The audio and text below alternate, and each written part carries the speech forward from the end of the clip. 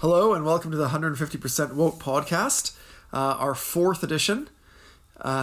Firstly, apologies to all our fans for how long we've been away. Yeah. But there was a good reason why we haven't been able to record this podcast until now. Hopper, do you want to tell them? Well, I'm pretty sure they already know. Coronavirus. I think it's safe to say that no one expected it to become such an extreme global pandemic. Although we wished it to be on our... Was it our last episode that we did? No, our last episode was on cyberbullying. Yeah, I know, but I think that was the one where we actually did say we ushered in the apocalyptic events that... Yeah, one of the first things we said when it went into level 4 was, like, I think we kind of predicted... We didn't predict it. What's the word? We kind of summoned... or influenced coronavirus. It's actually, like, now, if you guys go back, and wait till you finish this episode, obviously, but if you go back and listen to our coronavirus episode, it makes us sound like assholes now. It doesn't make us sound like assholes, but we kind of said some stuff that's, like, a bit bad now that it's become such a big thing. Well, with the benefit of hindsight. I mean, that's like most things in life. But, I mean, I suppose to be fair on the flip side, like, if you went back and listened to any of my conversations about a month ago, I probably would have sounded like an asshole then. That's true, actually. So, yeah, I don't know how well that defense holds up. I can't really remember what we said in the episode, but, like, I don't think anyone actually expected it to become this big, right? No. What do you think? Well, at the time that we were talking about it, okay, so my recollection is we did a coronavirus episode, and then I think at the end of the next episode, which was cyberbullying, I believe, we can have a look afterwards, that's when we actually said, like, go coronavirus and, like, take over the world. Yeah, I know. And then it actually happened. So, I know. Yeah, I think it's our fault, like, personally. It's the two of, I think we pissed God off. Yeah. We were like, this thing should just come kill everyone. It was like and it Icarus flying too close to the sun. That's what our heads were so big after 3 episodes of 150% woke. We thought we were so woke. We thought we were immune to, the wrath of God. But I know. We stand corrected now. It's pretty intense. It's pretty extreme. I mean, like, I didn't expect it. I don't think anyone expected it to become this big. I mean, it went from having one case, because we're in New Zealand, by the way, if anyone doesn't know.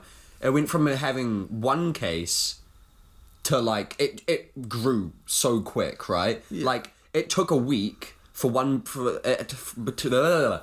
to transform from one person to, like, I don't know how many, but it spread quickly. Yes. Well, and I think that, I believe the topic that we wanted to look at today was coronavirus updates. So that sort of segues into, the summary of that is we did do an episode about it.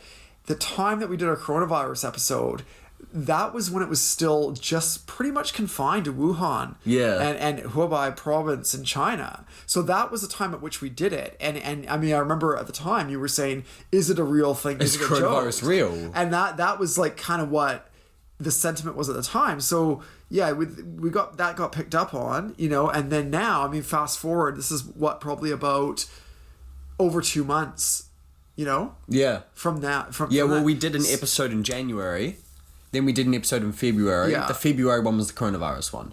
It's now May. Yeah. So it's been 2 months, 1 month. Yeah. Well, like, it's beginning of May. So So March, I mean, it's been a while, but, like, it's gone pretty quick.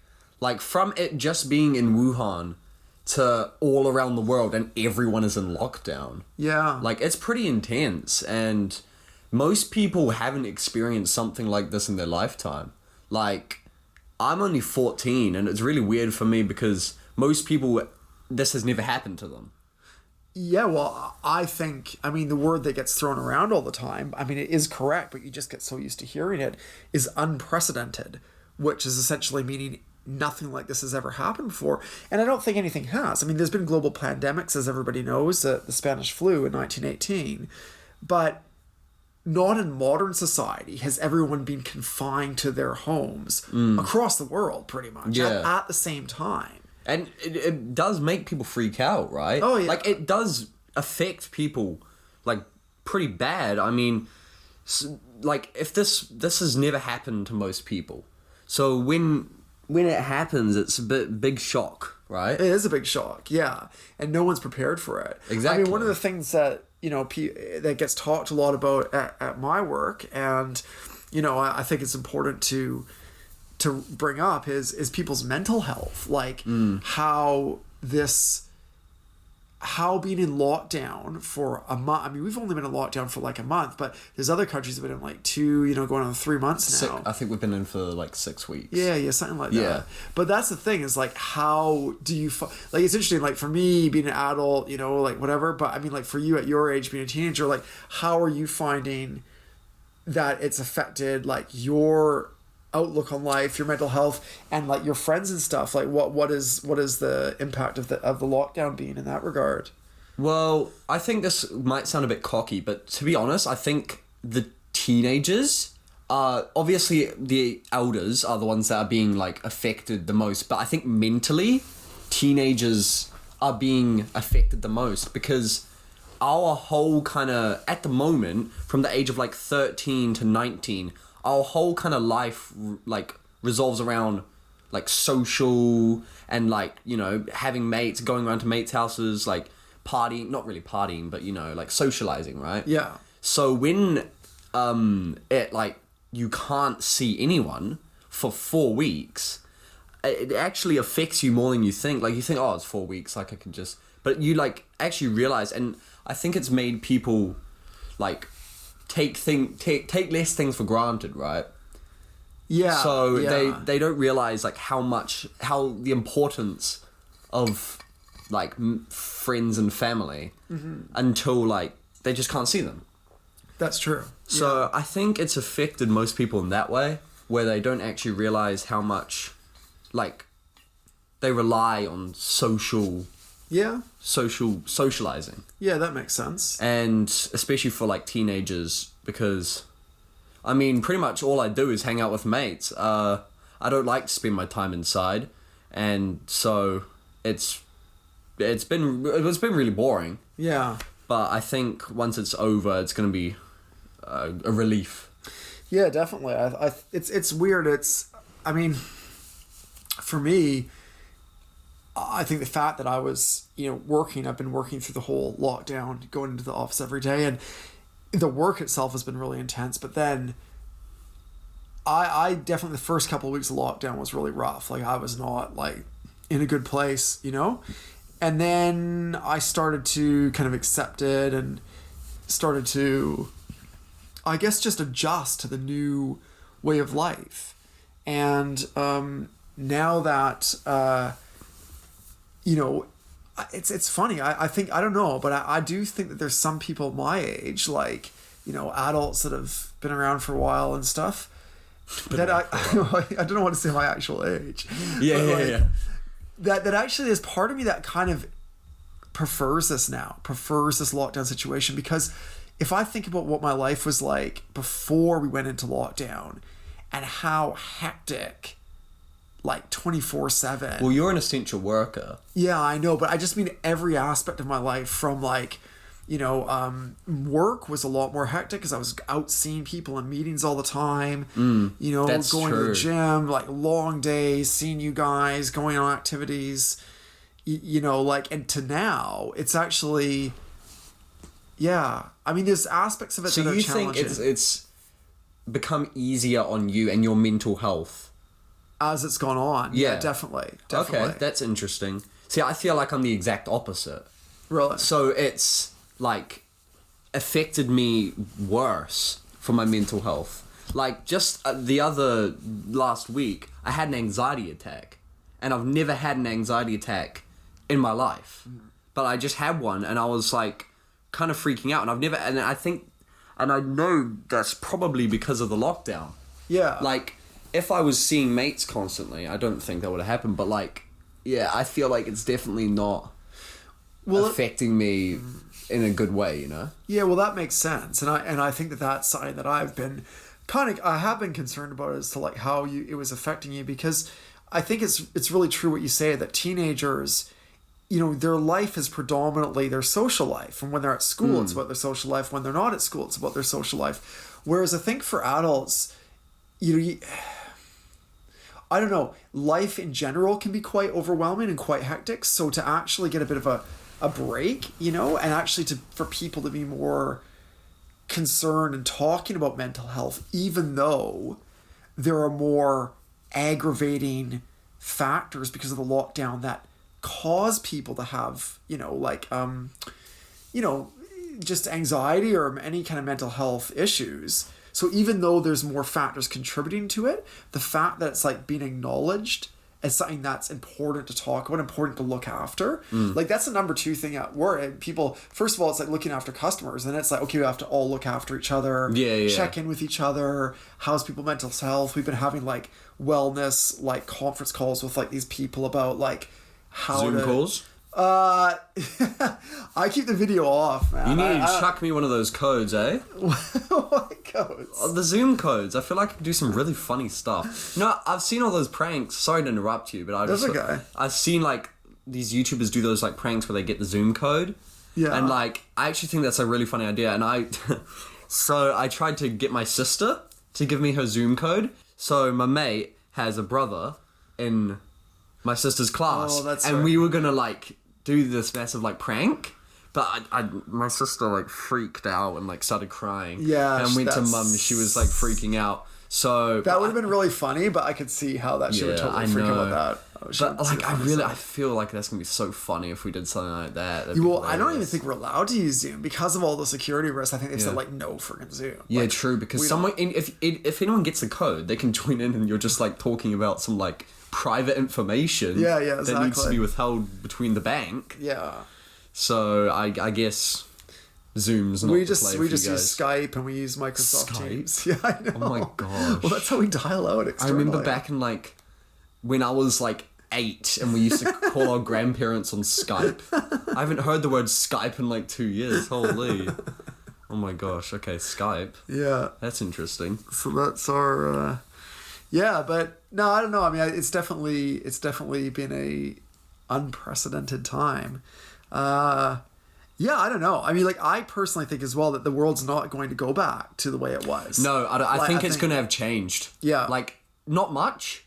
What do you think the ways that are... Okay, what do you think... Even, let's just say, okay, like, go fast forward 2 years. Let's just say, like, I don't know whether they have a vaccine or not, but let's just say, like, the whole world is adapted to the whole post-COVID-19 thing. Whatever that means. Yeah, maybe it's not cured or whatever, but, like, we're kind of, like, living our lives, and it's not, like... Not as many people are worrying about it. Yeah, it's not the only news story, right? It's like, okay, it's like, it's there, but it's like, okay, whatever. It's kind of like climate change. Like, everybody talks about it occasionally, but no one really does anything about it. So what do you think are the ways that, like, what are the most likely changes that have occurred since lockdown that you think would kind of carry on to, like, society or the way we do things, the way we live our lives? Well, the only one I can really think about, and it's a positive change... I think it's actually, like, helped global warming, right? Yeah. I think, because, I mean, I've seen a few images around of, like, people in London being able to see the Eiffel Tower. I don't know if that's real or whatever, because I didn't really look into it.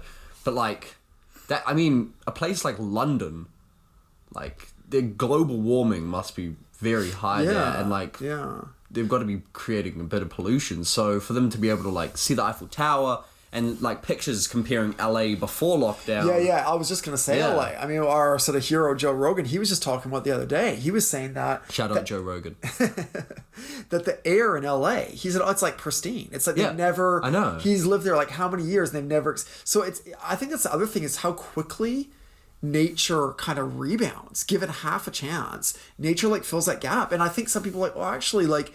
Because you know how everybody with global warming is like, we can't ever, it's too big of a thing to tackle. Yeah. But it actually shows, like, if we actually just all stop doing what we're doing, like, things very quickly, there's some real quick positive benefits to it. Yeah, that's true. You know? Like, you don't actually realize how much you can change by just cutting off something. Yeah. I saw a picture of a river in India. It was in an article in The Economist. Shout out India. Shout out India, the most recent issue of The Economist. And it was like, whatever it is, the Yangtze River or whatever.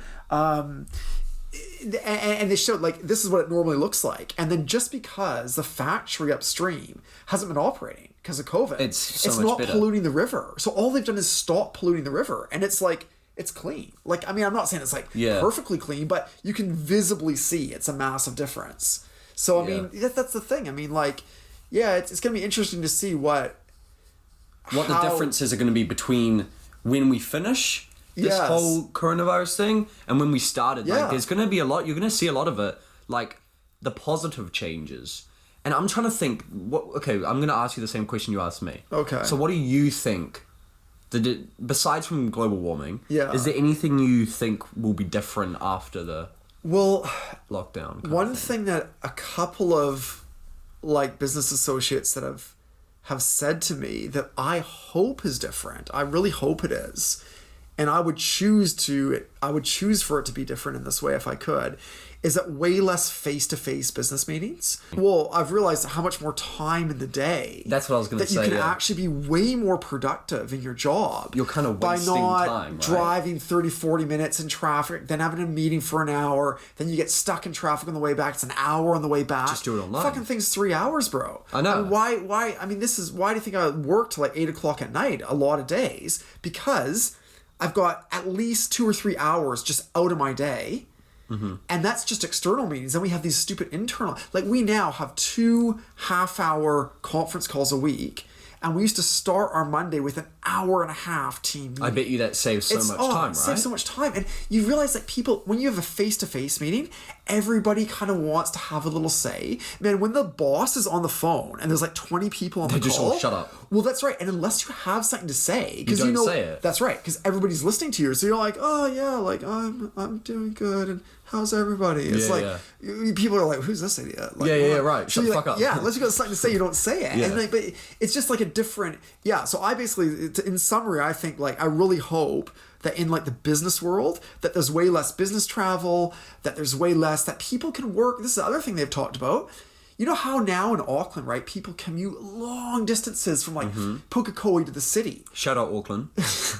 But the thing is, do you have to be based in that office in the city? You don't really. For a lot of people. People have realized how much you can actually do without, like, how much you can do online. Yeah, you don't have to get stuck in rush hour and all that, right? Exactly. So, like, I mean, for people that can actually, like, work from home, not have to have these crazy commutes just to get to their job. So, I mean, that's going to be good for the environment, right? Mm-hmm. If we're having less face-to-face meetings, we're having less business travel, more working remotely, it's better for work-life balance. It's better for the environment, and it's more efficient when you're working. The other thing that's really weird, just one other observation about that is like, you know how when it very first went into lockdown and when you were in like a grocery store and you were having to like avoid 2 meters and everybody was like, it was really like kind of awkward and everybody was sort of just, have you noticed now, people just normally, you don't even really think about it. Mm-hmm. But you know what's funny? If you watch movies or TV shows and you're like, oh, they're all just like crowding into like a club, or they're all like have you noticed that? Yeah. Like, I don't know if you've noticed it, but like sometimes you look at things that like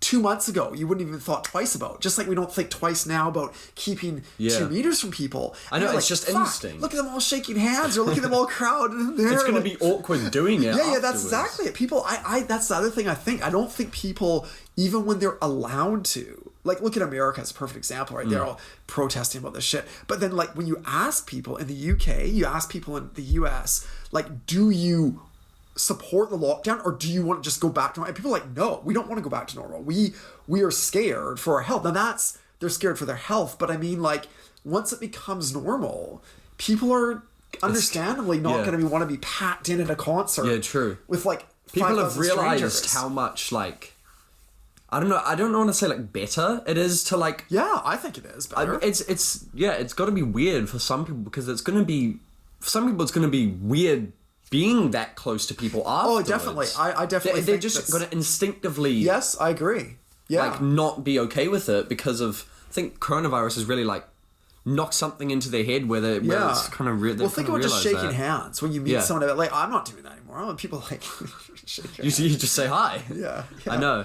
But yeah, I think, well, I haven't really seen many people during this coronavirus thing, so I don't really know. But like, I I definitely can tell when I'm walking down the street. Like, I was walking down the street and I saw a teacher from my intermediate. Yeah. This old-ass lady, and I'm pretty sure she's gotten shorter.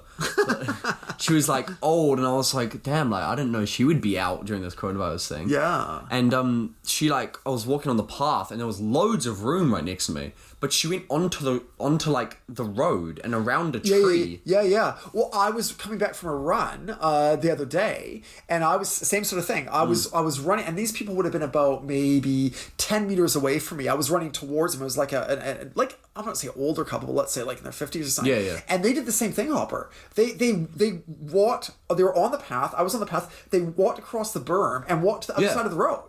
Because they could sort of see, well, I was going to be running towards them on the path. Yeah. And they obviously weren't happy just to go a little bit further. know. They're like, fuck this, I'm getting out of here. This guy's like running. I think some people were definitely taking it more seriously than others. Oh, yeah, that's true. Like, for me, if someone, like, brushes my shoulder as I'm walking past, I don't think much of it. Like, okay, like, you should have been a bit far away, but, you know, it's whatever. I saw a lady when I went to the supermarket this afternoon. There was like an old lady, and okay, to be fair, she may have had a pre-existing condition, but I haven't seen this before. Oh, God. I was kind of funny. I was like, oh, jeez, I just kept walking. She had a face shield. She had a mask, and then she had, like, you know those, like, plastic face shields with, like, a headband? And she had blue plastic gloves, and she was like, hello, and she, like, went to the... Oh my gosh. And the first thing I was like, why don't you just go to the fucking self-checkout if you're that worried? Like, I don't think you need that many things. Like, I understand a face mask. But it's just like, I mean, look, okay, before the coronavirus, you remember how we used to look at, like, people from, like, Asian countries? Or wearing a See, mask? I know, and you'd be like, well, you wouldn't actually point and laugh, but you would inside. Yeah. You're like, look at that fucker with a fucking face mask. And it's like, they knew. Yeah. They knew, right? Yeah. Because, I mean, when you think about it, in China and shit, they're packed together so much more closely in the cities, right? Like, not everywhere, but in the cities. So we understand it now. Like that. I know. But before we were just like, this is just crazy, right? Yeah, like, it's amazing what becomes idiot. normal. But like, I still think it's kind of funny seeing people wear masks. Sorry. But I think like seeing someone. I went to school today. Okay, was shit. But I saw someone walking down the hallway with a face mask, and now I just don't even think of any of it. Like, it's completely normal to me seeing someone wear a face mask. So like.